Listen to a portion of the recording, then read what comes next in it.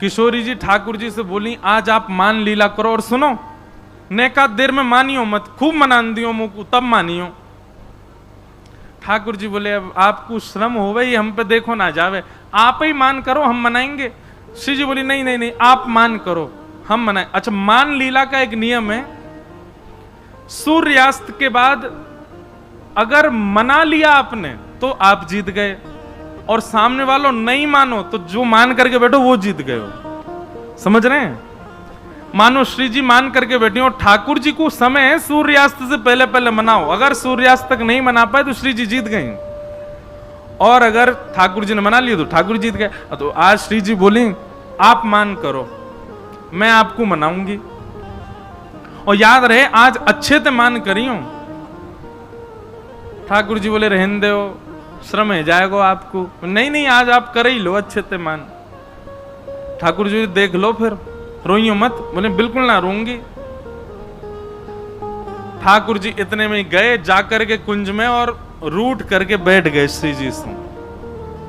अब श्री जी उनको मना रही हैं, कभी खीर बना के लेके जामे, ठाकुर जी ना पामे, कभी नृत्य करके दिखामे, ठाकुर जी ना माने, कभी कोई चुटकुल्ला सुना में ठाकुर जी को, ठाकुर जी हंसे ही ना।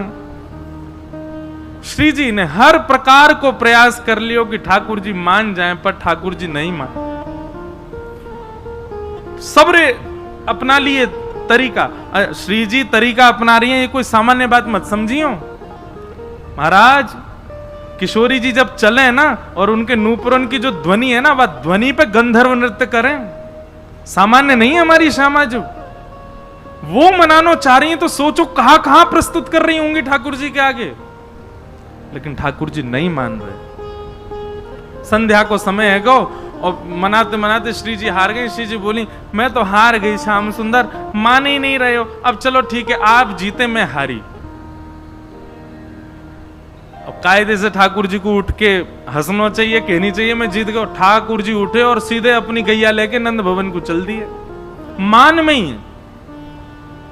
श्री जी बोली ये तो ठीक ना है, संध्या है गई, आपने मान लीला विश्राम क्यों ना करी? ठाकुर जी गुम सुम चुप बिल्कुल मौन अवस्था में चलते ही चले गए। श्री जी मनाती जा रही हैं, ठाकुर जी माने ही नहीं। और लाल जी सीधे नंद भवन में भीतर चले गए और जाके अपना भोजन पानी करके विश्राम कर गए। पूरी रात श्री जी को नींद नहीं आई। अब दिन की प्रतीक्षा करें, कल हमें कल बताऊंगी इन्हें, ऐसे कैसे कर लियो। दूसरे दिन कुंज में श्री जी पहुंची, ठाकुर जी आए, वही मोह लटको भयो है। श्री जी आई, वही ये तरीका ना है, जे मान लीला को कोई नियम ना है, रात में आप बिना मान लीला विश्राम किए चले गए और सवेरे तो फिरते मान कर रहे हो, जे कोई तरीका है? ठाकुर जी कोई प्रत्युत्तर ही नहीं दे रहे, आके सीधे फिर बैठ गए मान में ही। थोड़ी देर तो श्री जी रिसियाती रही, फिर बोली अब मना ही लूं, कहा तो मान जाए। फिर मनाने लगी, फिर नहीं माने। शाम को ठाकुर जी फिर चले गए मान में ही। तीसरो दिना जैसे प्रारंभ भयो, और आज भी जब ठाकुर जी नहीं माने तो श्री जी के नेत्रन से अश्रु आ गए, और दौड़ करके श्री जी गई दूर और यमुना जी के तट पर बैठ करके रुदन करने लगी। ऐसा मैंने कहा कर दियो, इतना मान कर रहे हैं। और जैसे एक अश्रुबिंद आपको निकर करके श्री यमुना जी में जाकर के जैसे ही गिरो, संपूर्ण यमुना जी को जल उष्ण है गया, तपने लगा, भाप उड़ने लगे। महाराज यमुना जी ने उस अश्रु बिंदु को समेट करके अपने भैया यमराज के पास गई, और यमराज के पास जाकर के वो अश्रु बिंदु प्रदान करके बोली भैया आपके संपूर्ण यमलोक में इतनी वेदना में कोई है जितनी वेदना में ये अश्रुबिंद है। तो यमराज जी ने जब हाथ में लिया तो हाथ पजरन लगे श्री यमराज जी के, और बोले इतनी वेदना में तो कोई नहीं है यहाँ पे, कौन को ये वेदना है रही है? ये तो पृथ्वी की सबसे बड़ी वेदना है, या वेदना को तो कोई पार ही नहीं है। यमुना जी ने अपनी कमर कसी, बोले मैं देखूं, रुको। तुरंत प्रकट है गई और श्री जी के चरणन में बोली कि कौन ने आपके नेत्रन से अश्रु प्रवाह करवायो, नाम बताओ आपको। ललिता विशाखा आ गई, यमुना जी से बोली हे श्याम सुंदर यमुना जी। अच्छा अभी यमुना जी का नाम श्याम सुंदर नहीं पड़ा, केवल यमुना जी हैं। कालिंदी, हे कालिंदी जी, श्री जी के नेत्रन से अश्रु कौन निकलवा सके? कौन इतनी वेदना दे सके बताओ आप, कोई में है सामर्थ्य? एक ही है, नंद जी को लाला, वही परेशान करे इनको, वही ने आज इनको श्रम दियो है। यमुना जी बोली, या नंद के लाला तो मैं बताऊंगा आज। यमुना जी इतने में ही गई, कुंज में जाकर के अपने जो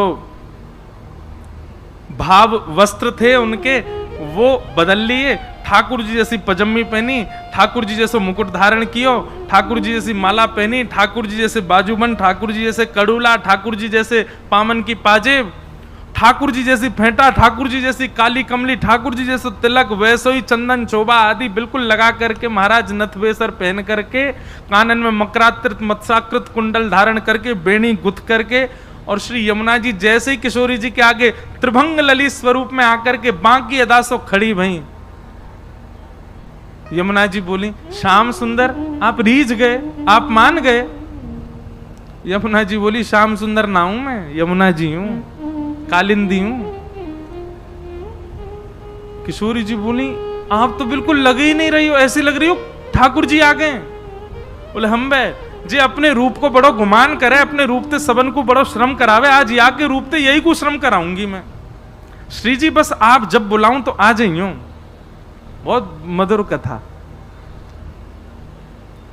ठीक है, अब ठाकुर जी तो मान करे बैठे कुंज में, इतने में ही वही टेढ़ी मेढ़ी ललित गति चाल, टेढ़ी मेढ़ी चाल, बेणी कभी घुमा रहे हैं, कभी कभी जैसे ठाकुर जी चले वैसे यमुना जी चलती भई आई। और नूपुरन की छम छम छम ठाकुर जी ने जैसे सुनी, ठाकुर जी बोले, जे तो मेरे नूपुरन की आवाज है, आ कहां रही है? पीछे मुड़ करके जैसे ही देखी तो महाराज दूसरे श्याम सुंदर घूम रहे हैं। किशोरी जी बोली, अरे ये तो श्याम सुंदर है।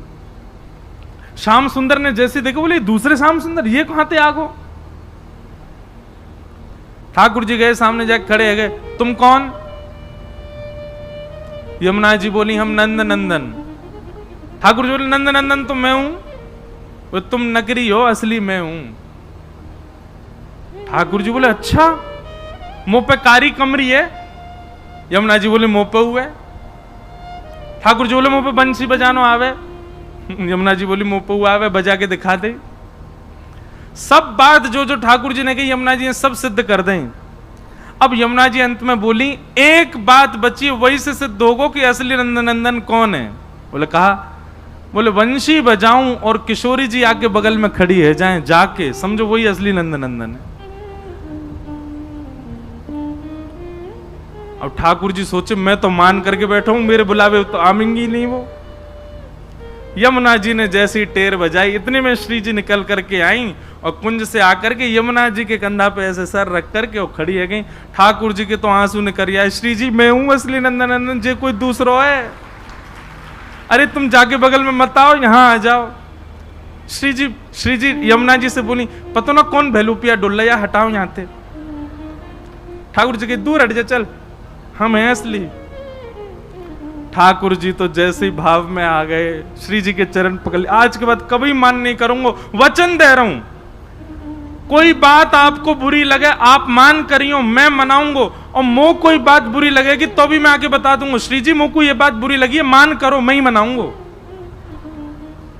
ठाकुर जी, श्री जी को कोई बात बुरी लगे तो भी श्री जी मान करें, ठाकुर जी को कोई बात बुरी लगे तो भी श्री जी मान करें। ठाकुर जी के मान अधिकार है ही नहीं।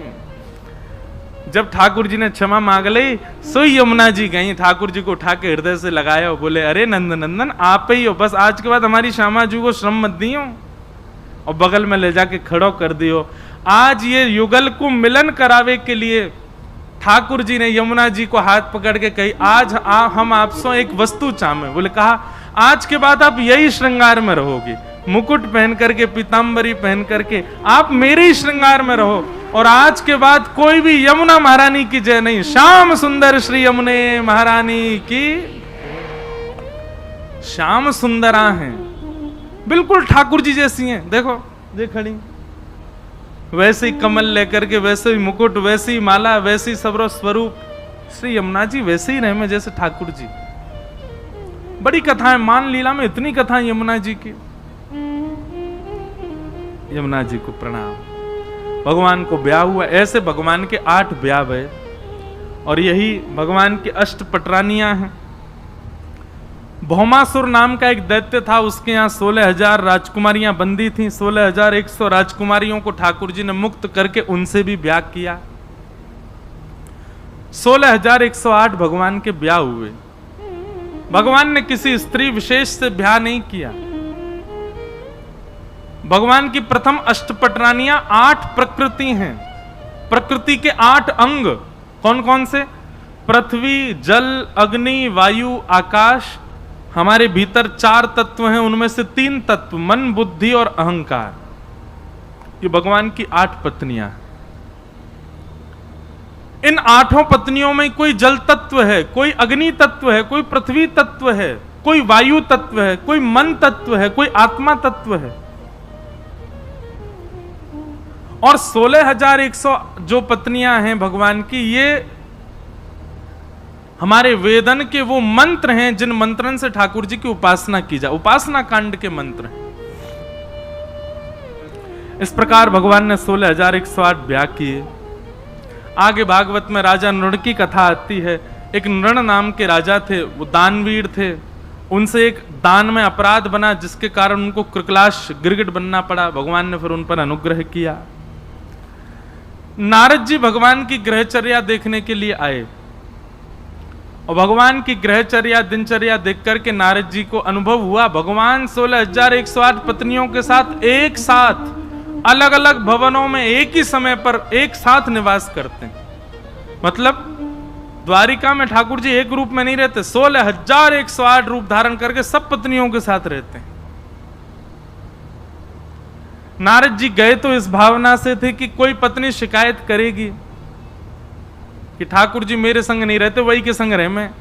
पर सब पत्नियों ने एक ही शिकायत करी, बोले कहा मोए छोड़ के जामे ही ना है, पूरे दिन मेरे पास ही रहे मैं। ऐसी भगवान की ग्रहचर्या का दर्शन किया। अंत तो गत्वा नारद जी ने ठाकुर जी को प्रणाम करके कहा, आप जैसे आप ही हो, कोई नहीं हो सकता। बंधु, कृष्ण लीला करनीय नहीं है। मैं फिर कहूं, आप कर नहीं सकते भगवान कृष्ण ने जो किया है। कृष्ण लीला अनुकरणीय है। जो कह रहे हैं वो करो। भगवान ने कृष्ण लीला में हजारों बार कहा कि मैं भगवान हूं, मैं परमात्मा हूं, मेरी शरण में आओ। राम लीला में एक बार भी नहीं कहा भगवान ने, क्योंकि वहां पूर्ण मानवों की तरह ठाकुर जी लीला कर रहे हैं और यहां पूर्ण भगवान और मानव दोनों बन करके लीला कर रहे हैं। अद्भुत लीला है ठाकुर जी की। नारद जी की ग्रहचर्या का दर्शन, फिर आगे भगवान की नित्यचर्या, दिन से लेकर रात्रि तक ठाकुर जी की दिनचर्या क्या होती है वो सब बताया गया। फिर राजसूय यज्ञ की चर्चा, और वहां भगवान जरासंध का अंत कराने के लिए गए, साथ में अर्जुन और भीम को लेकर के गए। बहुत अच्छी कथा है।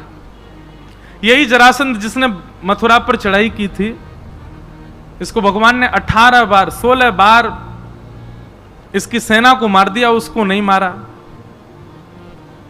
और 17वीं बार जब वो आया तो भगवान रण छोड़ के भाग लिए। आज उसी जरासंध ने 20,000 राजकुमारों को बंदी बना रखा था। भगवान को जब ये बात पता चली तो भगवान अर्जुन और भीम के साथ जरासंध के यहां रूप बदल करके गए, ब्राह्मण का रूप धारण करके। क्योंकि जरासंध का नियम था कि वो ब्राह्मणों को मुंह मांगा दान देता था। जैसे दोनों गए, आपने जाकर के वरदान मांगा। जरासंध ने कहा मांगो क्या चाहिए, तो कहा कि युद्ध दो। जरासंध हंस करके बोले क्षमा करना, ब्राह्मण कभी युद्ध नहीं मांग सकता, आप कोई और हो, रूप दिखाओ। भगवान ने अपना रूप दिखाया तो जरासंध बोला आप तो रण छोड़ के भाग गए थे, आपसे मैं युद्ध नहीं करूंगा, भगोड़ों के साथ युद्ध नहीं करता। अर्जुन ने अपना रूप दिखाया तो बोले बालकों के साथ मैं युद्ध नहीं करता। भीम ने जब अपना रूप दिखाया, जरासंध बोला हाँ जे मेरे टक्कर का आओ। अब भीम और जरासंध सूर्य उदय होते ही दोनों कुश्ती लड़ते हैं, लड़ाई करते हैं, और पूरे दिन जरासंध भीम को मारता है। और कृष्ण और अर्जुन दोनों बैठे बैठे केला खाते रहते हैं, देखते रहते हैं युद्ध। उसने ये कहा कि आप मेरे मेहमान हो, मैं आपको तकलीफ नहीं दूंगा, लेकिन हाँ भीम से मेरा युद्ध है तो पूरे दिन इसके संग युद्ध करूंगा। शाम को जब सूर्यास्त हो जाता तो कृष्ण अर्जुन दोनों जाते, भीम को कंधा पे टांग करके कमरा में ले जाते, वहां उसके बेचारे के मल्लम पट्टी करते, बाम फाम लगाते। ठीक है जा भैया, सुबह फिर लड़ना हो तो है, रात रात में ठीक होना जरूरी है, सुबह फिर युद्ध होगा।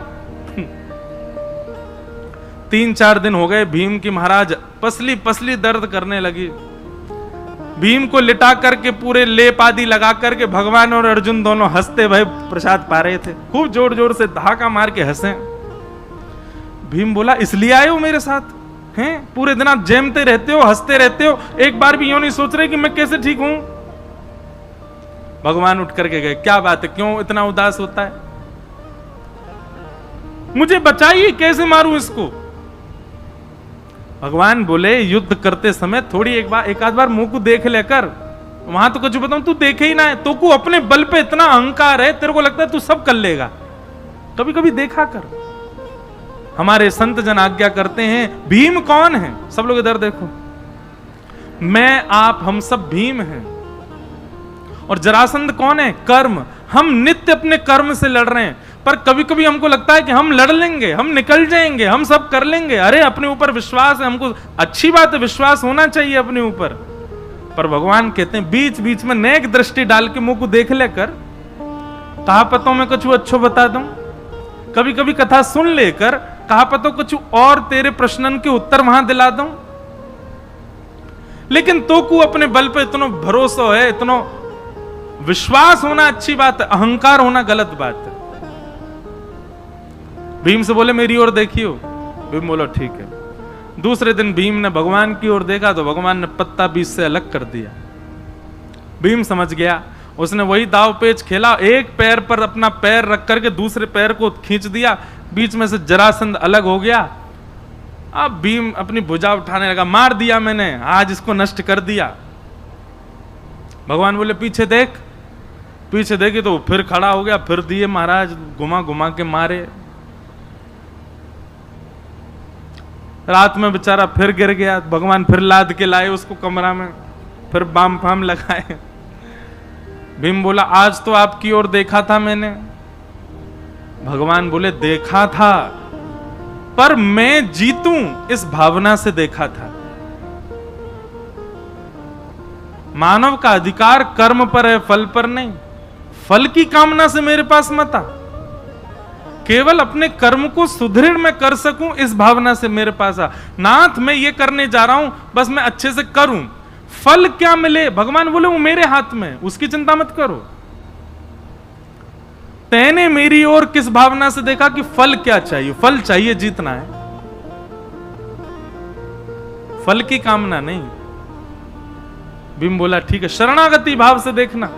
दूसरे दिन भीम ने शरणागति भाव से देखा कि हे नाथ मुझे जीत की चिंता नहीं, मुझे हार की चिंता नहीं, बस मैं जो युद्ध कर रहा हूं इसमें मुझे गति प्राप्त हो, जो भी मिले बस मिले। भगवान की ओर देखा, भगवान ने पत्र अलग करके विपरीत दिशा में फेंका।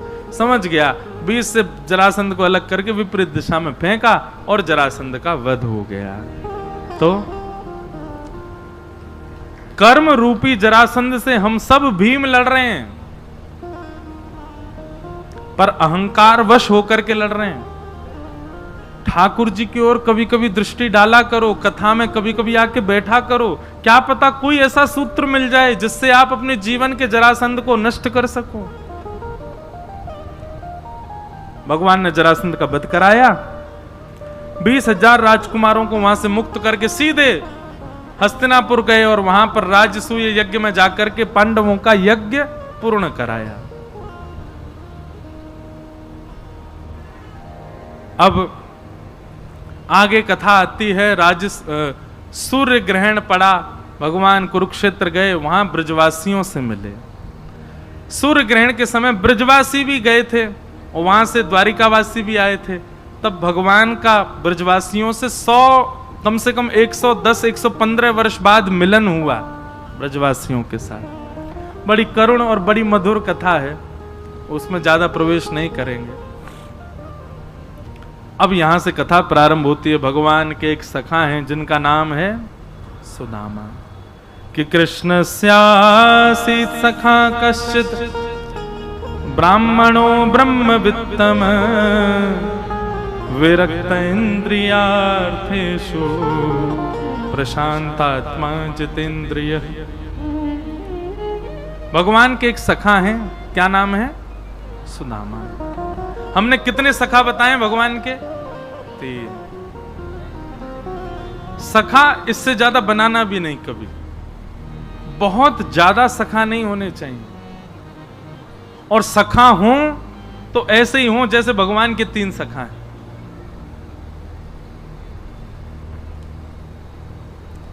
अर्जुन, उद्धव और सुदामा। भागवत जी में बंधुओं सुदामा जी का नाम नहीं है, केवल ब्राह्मण कहकर के संबोधित किया। भगवान का एक सखा ब्राह्मण था, एक ब्राह्मण सखा था। क्योंकि वे नित्य भगवान के नाम को ही अपना दाम मानते थे, अपना सर्वस्व मानते थे, इसलिए विद्वत जनों ने उनका नाम सुदामा बताया। यथा नाम तथा गुण। मैंने कहा ना, प्राचीन काल में लोगों के नाम ऐसे नहीं रखे जाते थे, उनके गुण के अनुसार नाम होते थे, इसलिए उनका नाम सुदामा। एक ही गुरुकुल में पढ़े, भगवान श्री कृष्ण के साथ में 24 घंटा संग रहे। सखा और मित्र 2 होते हैं। स खादति स खेलति या सा सखा, और यदा कदा मिलती या सा मित्र। कभी कभी मिले, काम पड़ने पर मिले, जरूरत पड़ने पर मिले, वो मित्र है। और जो संग में ही रहे, संग ही खाए, संग ही सोए, एक ही वस्त्र दोनों पहन लेते हैं, उसको कहते हैं सखा। सुदामा जी सखा हैं भगवान के। ऐसे श्री सुदामा जी। पावन कथा सबने सुनी है सुदामा जी की, पर मैं कुछ कुछ भाव उनके जो विशिष्ट हैं वो कह दूं। नवदा भक्ति में एक भक्ति का नाम है सख्य भक्ति, और सख्य भक्ति पर अधिकार हमारा नहीं होता। हम बाकी की सारी भक्ति ठाकुर जी की कर सकते हैं, पर सख्य भक्ति हम तभी कर सकते हैं जब ठाकुर जी हमसे रीझे हुए हों। भाई सखा आप किसी को तभी बना सकते हो जब सामने वाला आपसे रीझा हुआ हो। बिना उसकी अनुमति के आप उसको सखा नहीं बना सकते।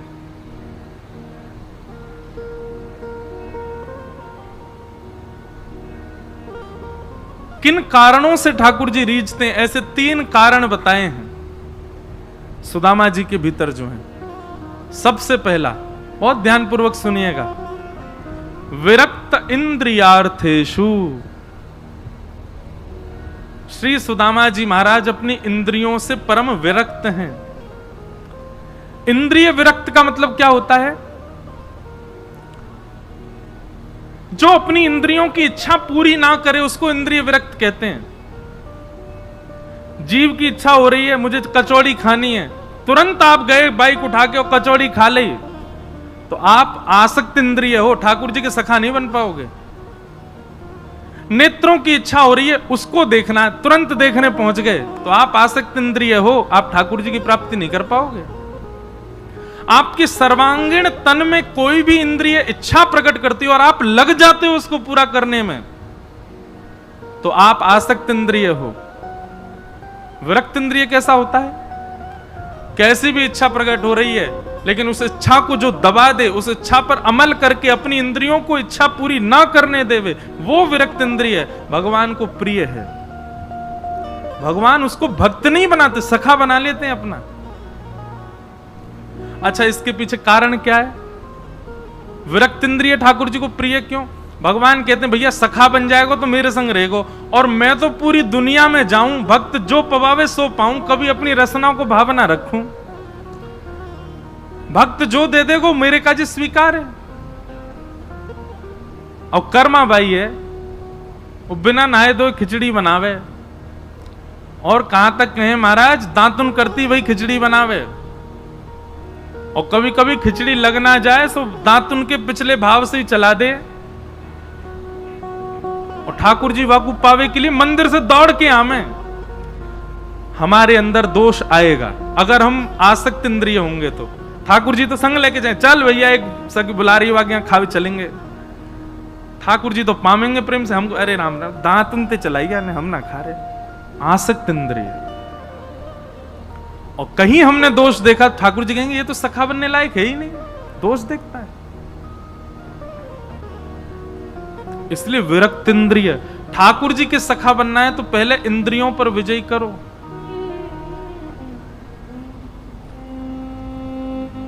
सबरी ने बेर खिलाए ठाकुर जी को। सबरी बेर कैसे खिलाती?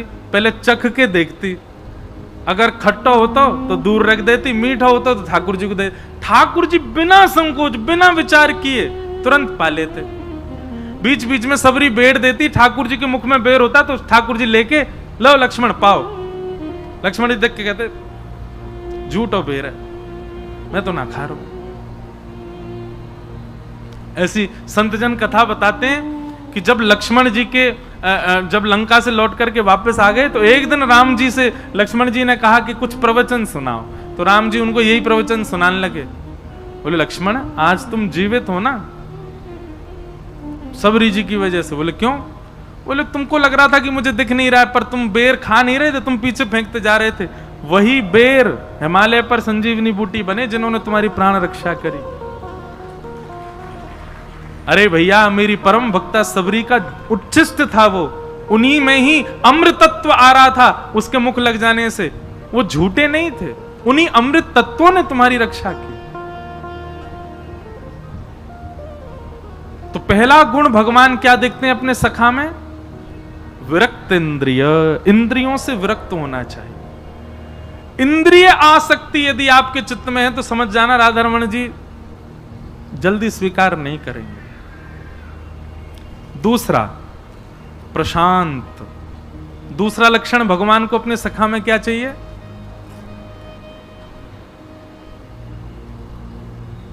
क्या चाहिए? प्रशांत। अभी स्थिति क्या है? हम बोलते रहते हैं ठाकुर जी प्रशांत रहते हैं, चुपचाप सुनते रहेंगे यूं ही बैठे बैठे। कछु सुना दो, भजन सुनाओ, कीर्तन सुनाओ, कछु उल्टो सीधो सुना दो, बढ़िया सुना दो, बुरा सुना दो, कभी नाराज है जाओ, प्रसन्न है जाओ, ठाकुर जी यूं ही बैठे रहेंगे। लेकिन भगवान को सखा कैसा चाहिए? बोले जो अपनी नहीं सुनावे मेरी सुने। क्षमा करना, ये 3 घंटा 4 घंटा कथा होती, आप सब प्रशांत हो जाते हो, आप सब बोलते नहीं हो, सुनते हो। जैसे 4 घंटे आप कथा में रहते हो ऐसे जीवन में रहने लग गए तो ठाकुर जी आपको सखा बना लेंगे। ये बात सत्य है। कम बोलो। 2 चीजों से आयु घटती है हमारी, एक तो बहुत खाने से और एक बहुत बोलने से। इन दोनों पर थोड़ा बेग लगाओ, बोला भी कम करो, खाया भी कम करो। और अब एक नियम बना लो भैया, इतना समय निकल गए हो, इतने बड़े बूढ़े रहते जा रहे हो सबरे, अब एक नियम बना लो, जब बोलो सो हरि चर्चा।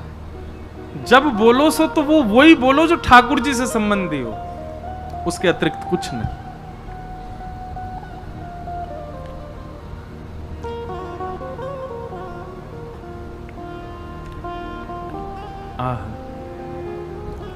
दूसरा गुण क्या है? प्रशांत, अत्यंत शांत। कम बोलने वाला व्यक्ति भगवान को अपना सखा लगता है। और तीसरा है जितेंद्रिय। अब यहां विरक्त इंद्रिय और जितेंद्रिय लगभग एक से लगते हैं, पर नहीं। जितेंद्रिय की एक अद्भुत व्याख्या हमारे संतजन करते हैं। जितेंद्रिय का अर्थ क्या है? बोले अपनी इंद्रियों को केवल वह वस्तु प्रदान करे जो ठाकुर जी को अर्पित हो चुकी है, उसके अतिरिक्त कुछ भी नहीं।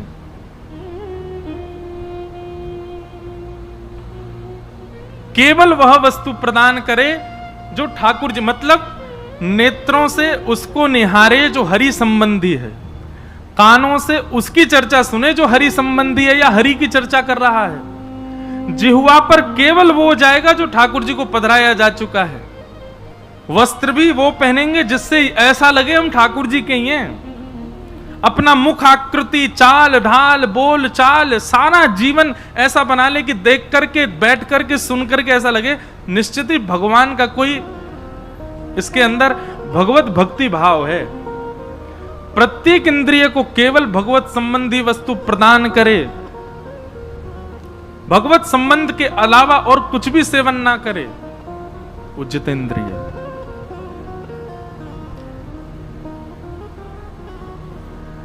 ये 3 लक्षण हैं श्री सुदामा जी में, और यही 3 लक्षण यदि मानव अपने जीवन में उतार ले तो ठाकुर जी उसको सखा बना लेंगे अपना। लाइए इन 3 लक्षणों को लाइए। भगवान के सखा हैं सुदामा जी, कभी द्वारिका का जिक्र भी नहीं करते अपनी पत्नी के आगे। क्यों? क्योंकि कहीं पत्नी ने कभी ये कह दिया कि आपके सखा हैं श्री कृष्ण, कभी चले जाओ उनके पास, कुछ मांग लाओ उनसे। मैं मांगने अपने सखा के पास नहीं जाऊंगा। अरे सखा को तो दिया जाता है, मांगा थोड़ी जाता है, और देने के लिए मेरे पास कुछ है नहीं तो मैं जाऊं कैसे? इसलिए कभी द्वारिका की चर्चा नहीं करते। बहुत कष्ट में जीवन जीते हैं पर कभी द्वारिका का कोई भाव नहीं, अंतरंग भाव से नित्य द्वारिका का स्मरण करते हैं, पर चर्चा में कोई द्वारिका की बात नहीं आने देते।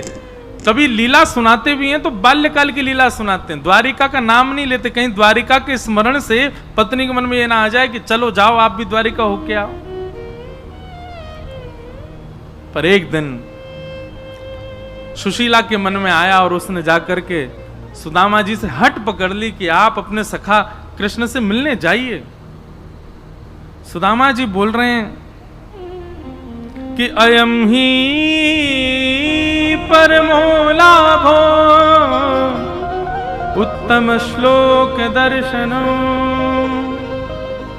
अरे मैं नित्य श्याम सुंदर का दर्शन करता हूं अपने चिंतन में ही, वहां जाने क्या। अरे सुशीला मैं अभी बता रहा हूं, आज नीले वर्ण के वस्त्र पहने लाला ने, आज ऐसा मुकुट पहनो है, आज ऐसा पटका पहनो, और तू दावो कर ले, कोई सो पूछ ले, अगर कोई द्वारिका में हो और द्वारिका से आया सो पूछ ले, ऐसा ही श्रृंगार होगा आज। मुकु नित्य दर्शन होवे लाला को, मुकु जावे की कहां आवश्यकता है। बंधु ये बात सत्य है कि जब आपका चिंतन सुदृढ़ हो जाता है ना, आप मथुरा बैठे बैठे चिंतन करो, आज वृंदावन बिहारी लाल जी ने ऐसी पोशाक पहनी होगी, आज वृंदावन बिहारी लाल जी का ऐसा श्रृंगार होगा, ऐसी माला होगी। आप चिंतन करोगे, चिंतन सुदृढ़ होगा, मन पवित्र होगा, तो निश्चित आपके चिंतन में वही स्वरूप आएगा जो वास्तव में बिहारी जी का होगा।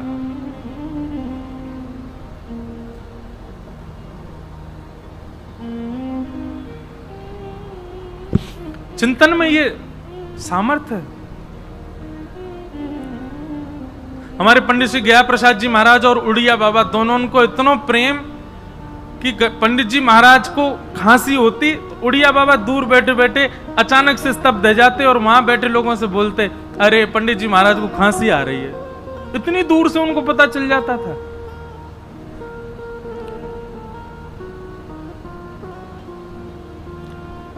हम जिसका निरंतर चिंतन करते रहते हैं ना, उसके हृदय के आव भाव हमको स्पर्श करने लगते हैं।